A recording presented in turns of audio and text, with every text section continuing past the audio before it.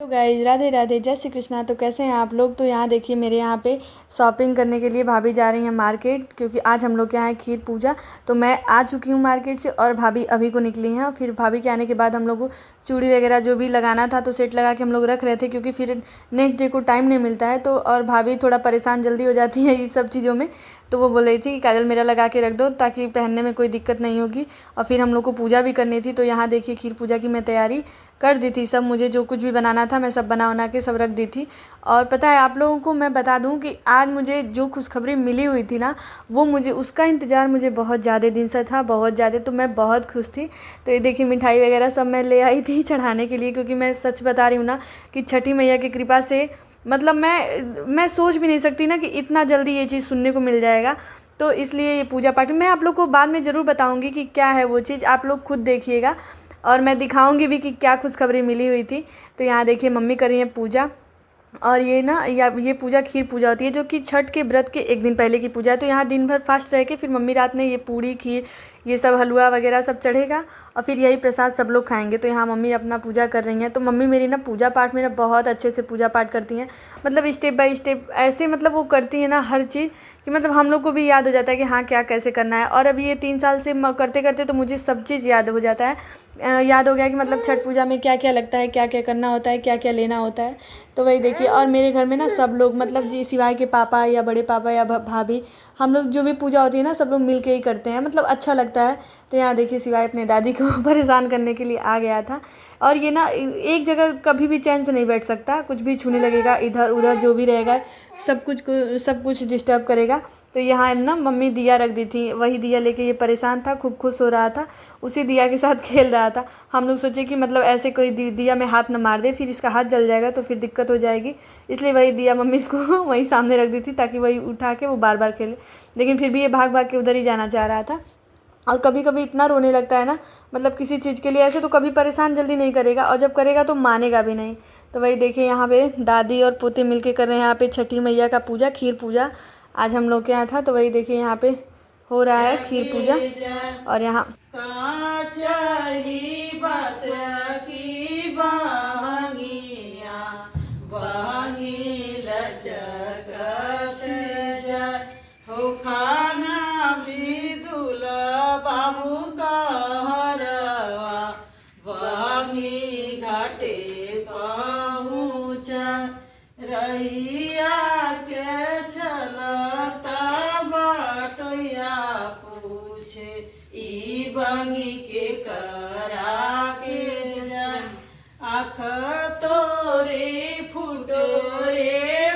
तो यहाँ मम्मी बोली कि बाबू के हाथ से भी पूजा करवा दो। तो वही मैं बाबू का हाथ पकड़ के दिया जलवा रही थी। तो ये दिया रियल वाला नहीं था, ऐसे था ये, मतलब ये इलेक्ट्रिक से जलता है तो फिर इसमें जलने उलने का डर नहीं रहता है। तो वही बाबू को मैं कराई थी। मम्मी बार बार बोली थी कि इसके हाथ से आरती करा दो, आरती करा दो।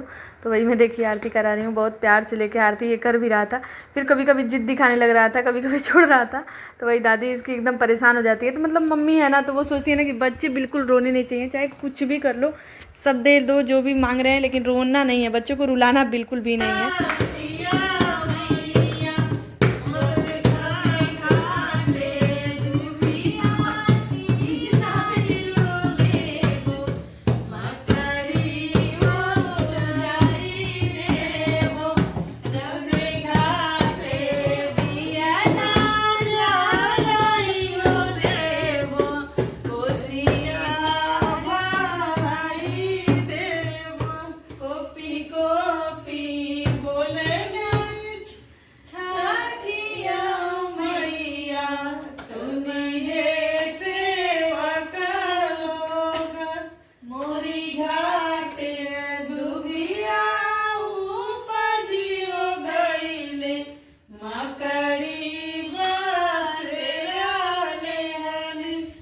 पापा भी आ गए थे। पापा आके अपना पूजा पाठ वगैरह, जब पापा आने के बाद ना शॉप से अपने पाठ करते हैं, आधा घंटा इनको टाइम लग जाता है। तो वही मम्मी बोले कि जाओ बेटा तुम अंदर दिया जला दो। फिर उसके बाद पापा चले गए नीचे, क्योंकि अब इनको खाना खाना था, इनका टाइम हो चुका था।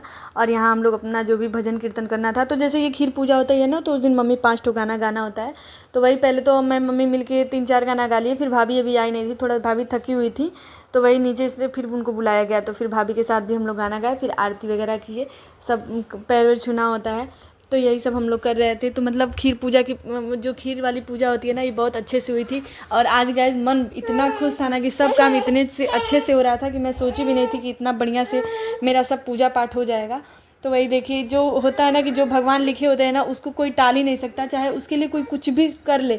अगर वो नहीं होना रहता है ना, तो वो कभी नहीं होगा, और नहीं अगर होने पर रहेगा ना, तो उसको कोई कर भी नहीं सकता। इसलिए सब कुछ मैं तो ये कहती हूँ ना कि भगवान को ही छोड़ देना चाहिए। भगवान के ऊपर छोड़ देने से ना क्या होता है ना कि काम भी एक नंबर का होता है, और जो चीज़ भगवान को देना होता है ना, वो सही टाइम देख के दे देते हैं। वो तो मतलब इंसान है, तो थोड़ा सा सब लोग घबरा जाते हैं कि नहीं मेरा ये नहीं हुआ, वो नहीं हुआ। नहीं तो मैं तो ये कहती हूँ ना कि भगवान को सच में, माता रानी या भगवान, किसी पे भी आप जिसको मतलब अपना मानते हैं ना, उन पे विश्वास करके सब चीज़ छोड़ दीजिए, वो मनोकामना आपकी ज़रूर पूरी होगी। जैसे कि मैं देखिए छठी मैया को, मतलब मैं क्या ना, शिवाय मेरे पेट में था तो मैं वहाँ घाट पे गई थी। तो देखिए मैं जब इस बार गई थी तो शिवाय को अपने साथ लेके गई थी। तो कहते हैं ना कि माता रानी सबकी कृपा पूरी करती हैं, जो भी सबकी जो अपना वो कृपा सब पे बनाए रखती हैं, क्योंकि माता रानी तो माता ही हैं। तो माँ किसी का, अपने बच्चों का बुरा चाह ही नहीं सकती। तो यहाँ देखिए मेरे सारे घर वाले आ गए थे, क्योंकि सबको पैर छूना था यहाँ पे। तो मम्मी सबको बुलाती है, चाहे किसी का कोई कुछ भी काम करे, लेकिन छोड़ के आना होगा, और सबको अपना पूजा पाठ यहाँ पे पैर छूना ही होता है। फिर उसके बाद मैं यहाँ पे सब कोहड़े की सब्ज़ी, लौकी की सब्ज़ी, ये सब मैं बनाई थी खाने में। तो सब लोग फिर खाना खाए, और यहाँ देखिए मैं कल के लिए पूरी तैयारी मैं कर दी थी, धुल दी थी। देखिए